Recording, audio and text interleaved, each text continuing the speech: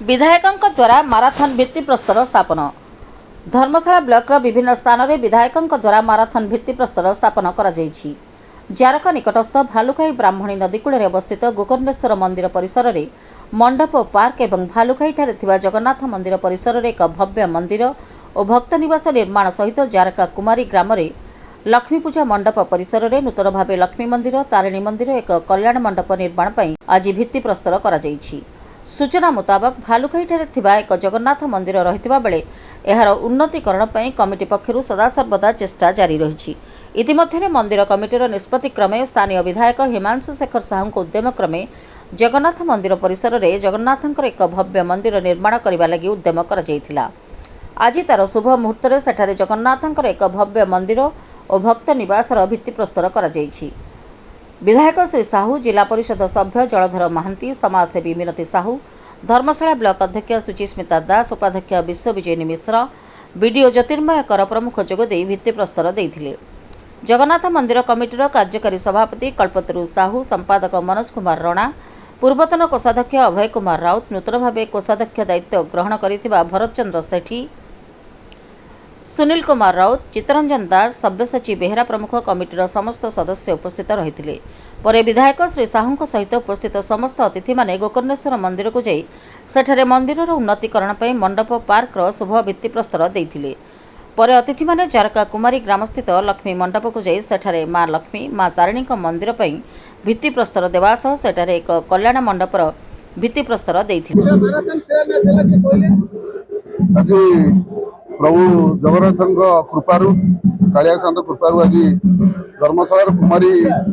देउली पाखे आज जगन्नाथ मंदिर जहाँ पूर्व सरकार बेलू धीरे धीरे धीमे धीमे जो कार्य चलता आज आम समस्ते बसी जगन्नाथ कमिटीर समस्त प्रेसिडेंट और समस्त सदस्य समस्त गुरुजन समस्ते बसी समस्ते आलोचना करते ए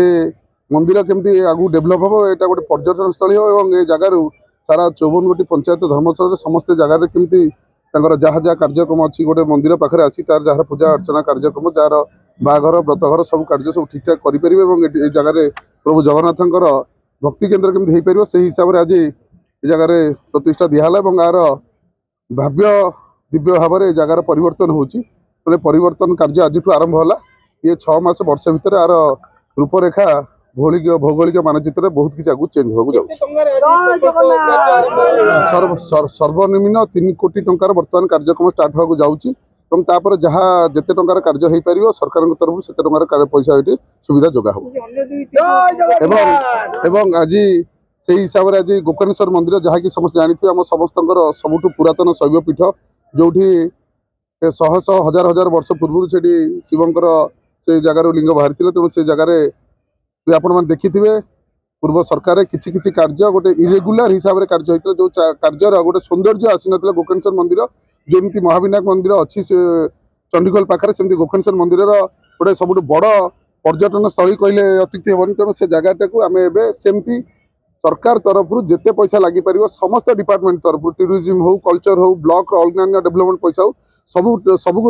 श्रेणी सब ये पैसा से पशि से जगह सेमती 4 कोटी 5 कोटी 7 कोटी 10 कोटी जिते कोटी टका लगे से जगह सरकारी पैसा बहुत डेभलपमेंट कराऊँ से जगह यात्री निवास यात्री मान विश्रामगार कराऊँ से गोटे बड़ पार्क टे कराऊँ से जगह बिना पैसा केमती लोक मैंने आसिक बाघर व्रतघर करें ठीक पूजा करें जिते महाप्रभुंर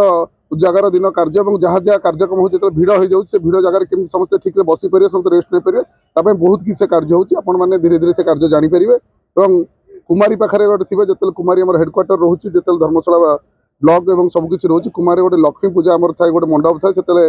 बहुत आगुरी सरकार तरफ जगह गुरा सरकारी जगह समस्त माड़ी बसते आम से जगह भितर बहुत कष्ट